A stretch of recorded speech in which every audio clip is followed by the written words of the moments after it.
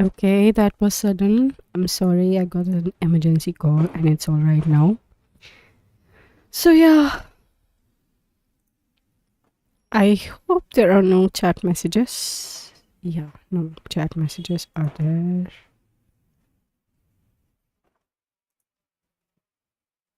Okay, so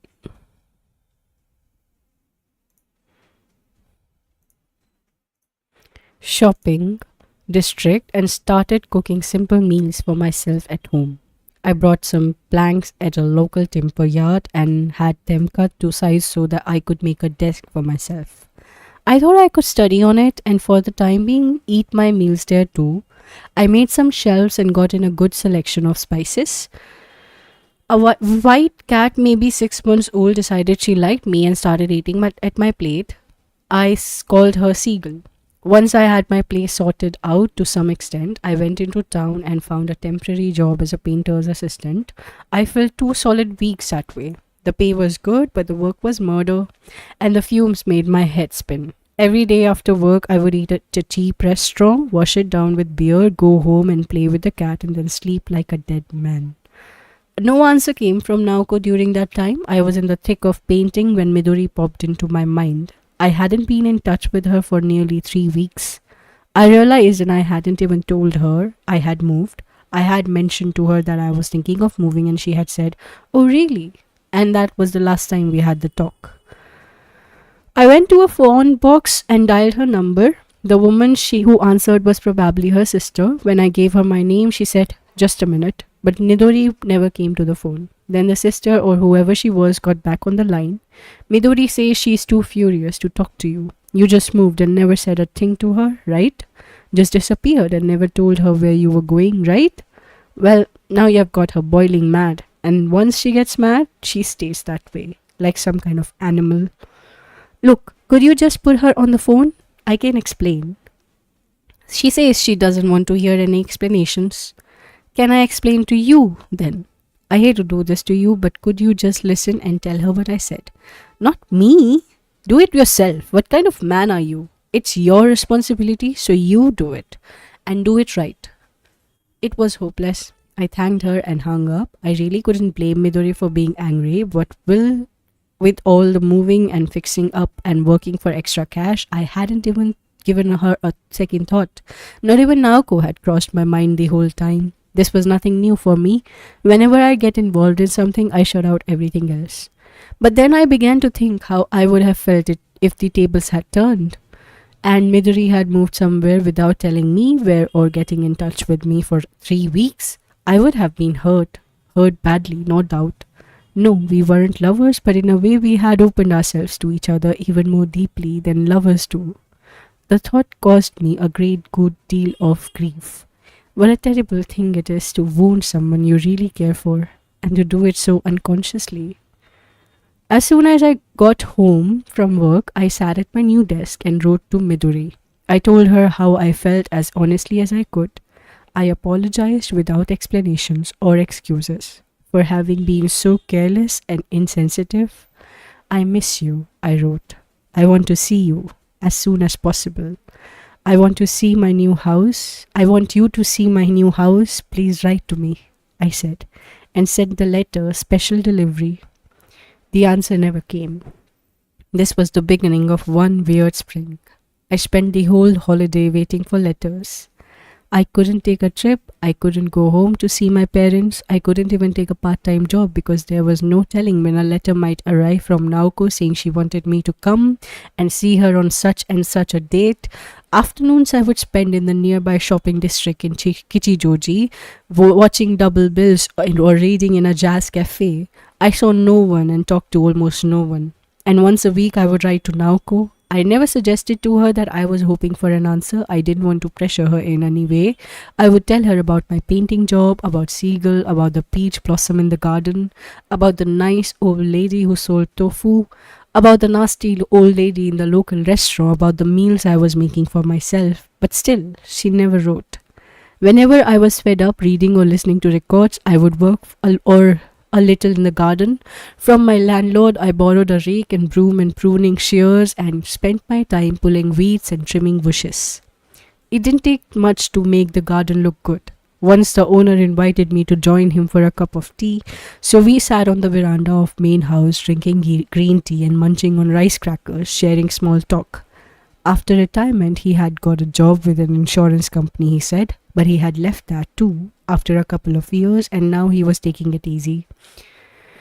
The house and land had been in the family for a long time. His children were grown up and independent, and he could manage a comfortable old age without working, which is why he and his wife were always traveling together.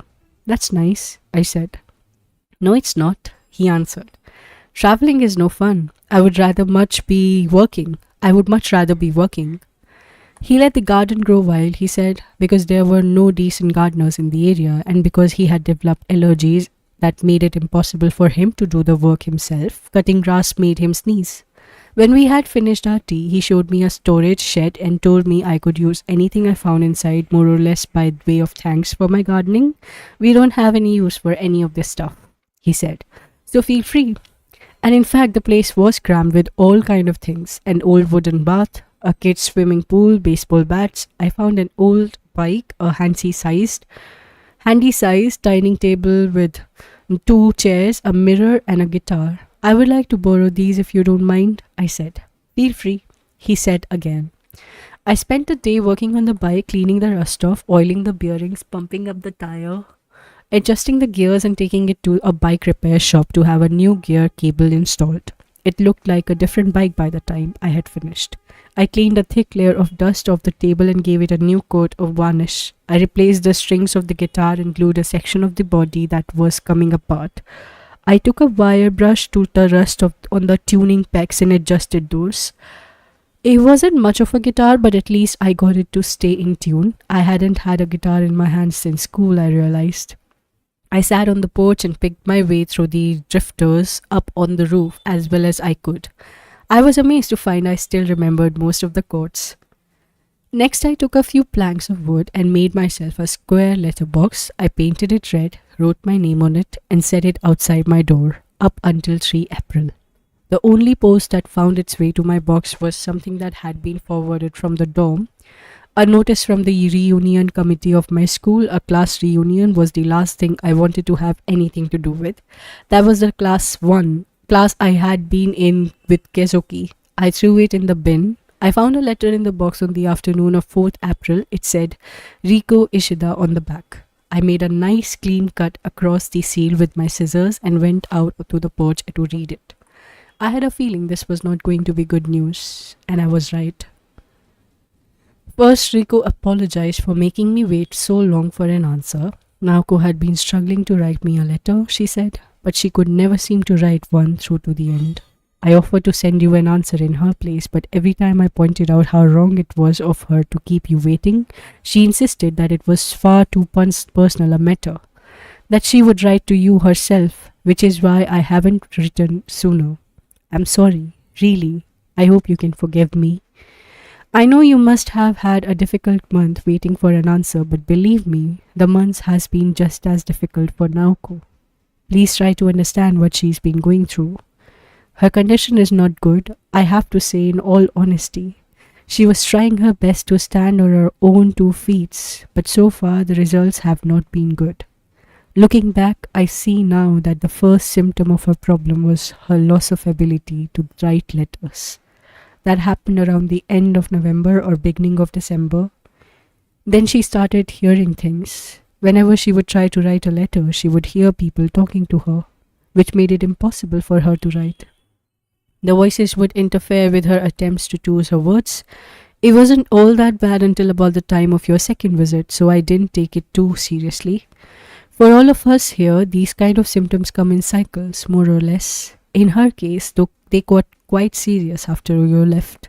She's having trouble now just holding an ordinary conversation. She can't find the right words to speak, and that puts her into a terribly confused state, confused and frightened.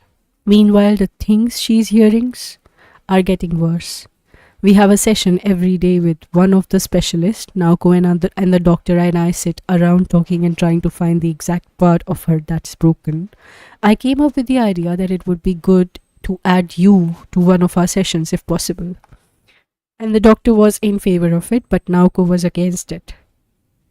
I can tell you exactly what her reason was. I want my body to be clean of all this when I meet him. That was not the problem, I said to her. The problem was to get her well as quickly as possible. And I pushed as hard as I could, but she wouldn't change her mind. I think I once explained to you that this is not a specialized hospital. We do have medical specialists here, of course, and they provide effective treatment, but concentrated therapy is another matter. The point of this place is to create an effective environment in which the patient can treat herself or himself, and that does not, properly speaking, include medical treatment. Which means that if Naoko's condition grow any worse, they will probably have to transfer her to some other hospital or medical facility or what you have you. Personally, I would find this very painful, but we would have to do it.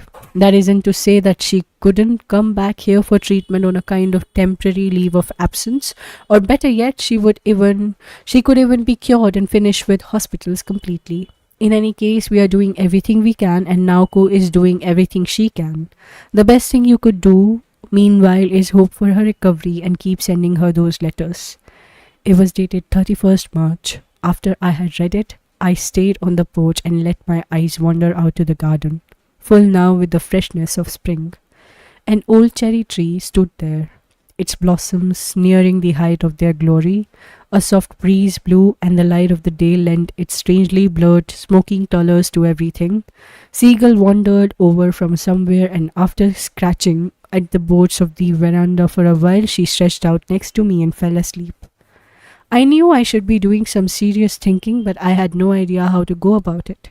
And to tell the truth, thinking was the same last thing I wanted to do.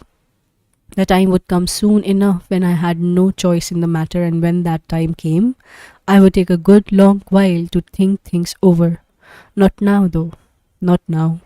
I spent the day staring at the garden propped against a pillar and stroking seagull. Felt completely drained. The afternoon deepened. Twilight approached and bluish shadows enveloped the garden. Seagull disappeared, but I went on staring at the cherry blossoms. In the spring gloom, they looked like flesh that had burst through the skin over festering wounds. The garden filled up with the sweet, heavy stench of rotting flesh. And that's when I thought of Naoko's flesh.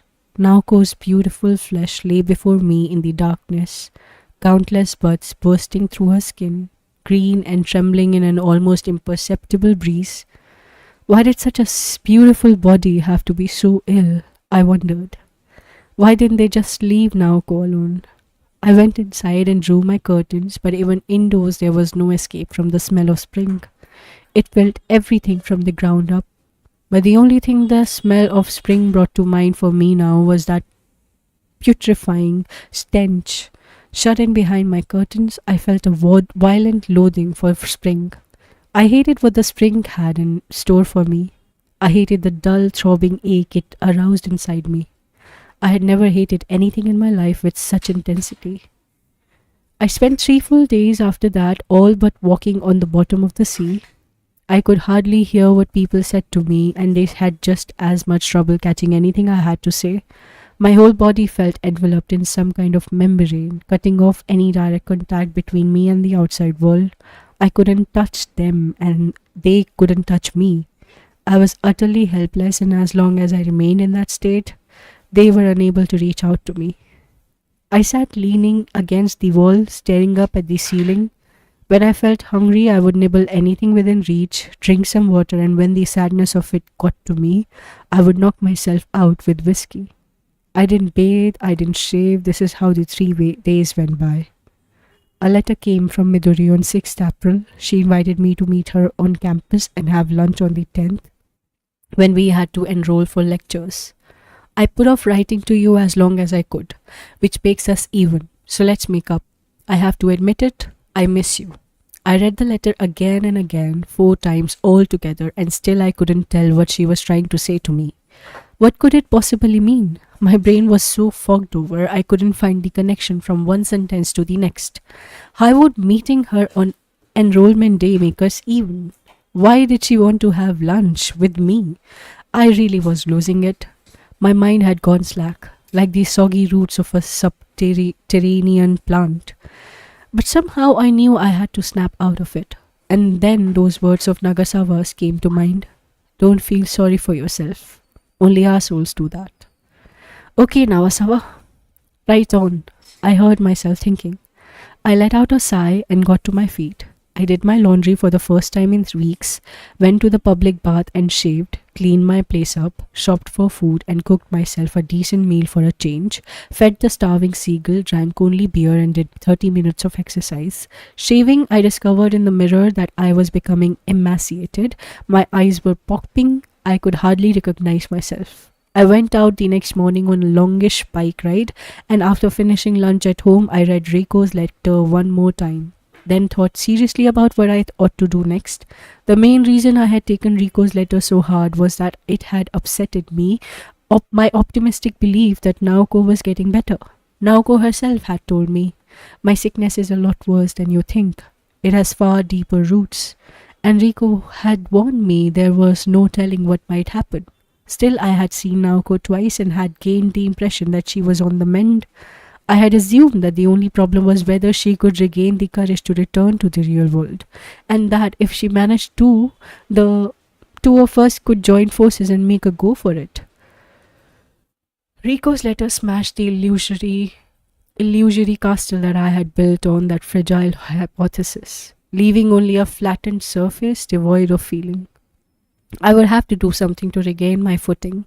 It would probably take a long time for Naoko to recover, and even then she would no doubt be more debilitated and would have lost even more of her self-confidence than ever.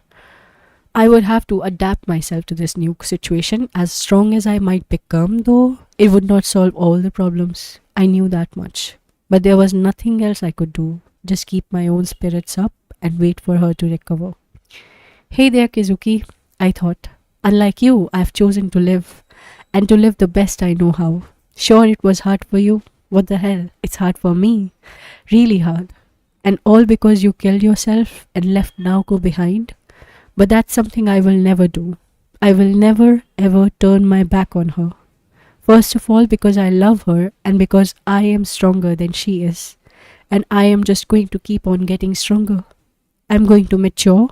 I'm going to be an adult because that's what I have to do. I always used to think I would like to stay 17 or 18 if I could, but not anymore. I'm not a teenager anymore. I've got a sense of responsibility now. I'm not the same person I was when we used to hang out together. I'm 20 now, and I have to pay the price to go on living. Shit, Watanabe, what happened to you?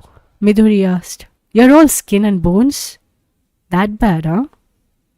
Too much, you know what, with that married girlfriend of yours, I bet. I smiled and shook my head. I haven't slept with a girl since the beginning of October. Phew, that can't be true. We are talking 6 months here. You heard me. So how did you lose so much weight? By growing up, I said. Midori put her hands on my shoulders and looked me in the eye with a twisted scowl that soon turned into a sweet smile. It's true, she said. Something's kind of different. You have changed. I told you, I grew up. I'm an adult now. You're fantastic. The way your brain works, she said as though genuinely impressed. Let's eat. I'm starving. We went to a little restaurant behind the literature department. I ordered the lunch special and she did the same. Hey Watanabe, are you mad at me? What for? For not answering you, just to get even? Do you think I shouldn't have done that? I mean, you apologized and everything. Yeah, but it was my fault to begin with. That's just how things go. My sister says I shouldn't have done that. That was too unforgiving and too childish. Yeah, but it made you feel better, didn't it? Getting even like that? Uh-huh. Okay, then that's that. You are forgiving, aren't you? Midori said. But tell me the truth, Watanabe. You haven't had sex for six months? Not once. So that time you put me to bed, You must have really wanted it bad. Yeah, I guess I did. But you didn't do it, did you? Look, you're the best friend I've got now, I said. I don't want to lose you. You know, if you had tried to force yourself on me that time, I wouldn't have been able to resist. I was so exhausted, but I was too big and hard, I said. Midori smiled and touched my wrist. A little before that, I decided I was going to believe in you 100%. That's how I managed to sleep like that with total peace of mind. I knew I would be alright. I would be safe with you there. And I did sleep like a log, didn't I? You sure did.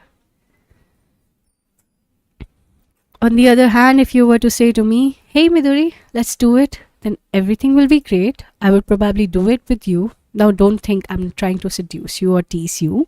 I'm just telling you what's on my mind with total honesty. I know, I know.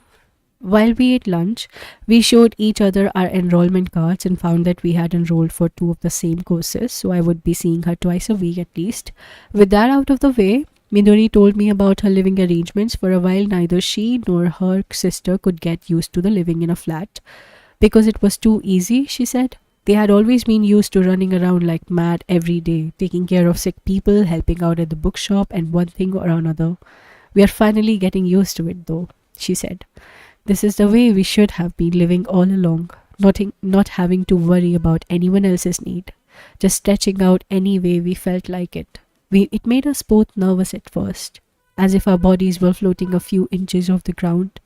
It didn't seem like real life couldn't actually be like that.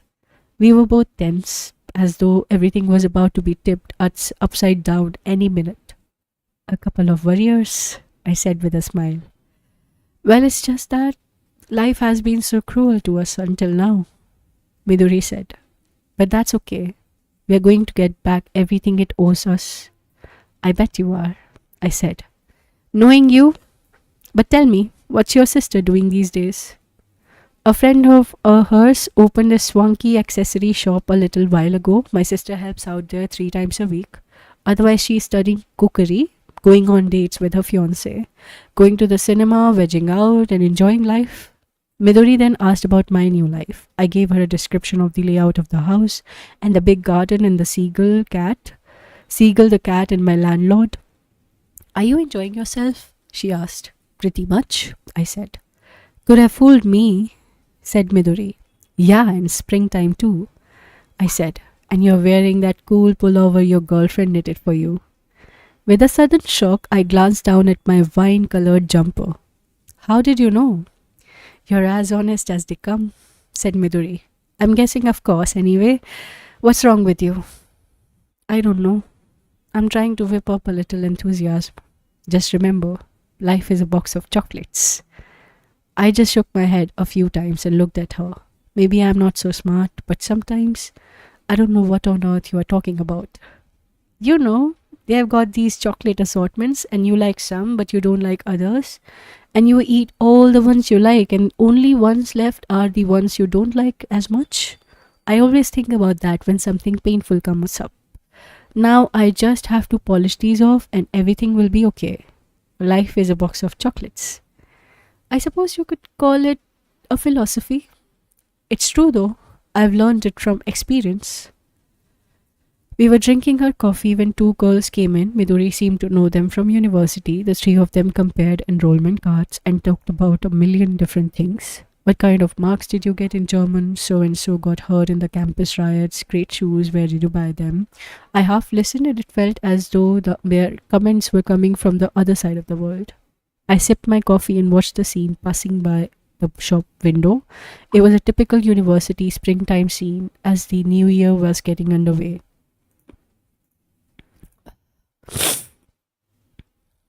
A haze hanging in the sky. Okay.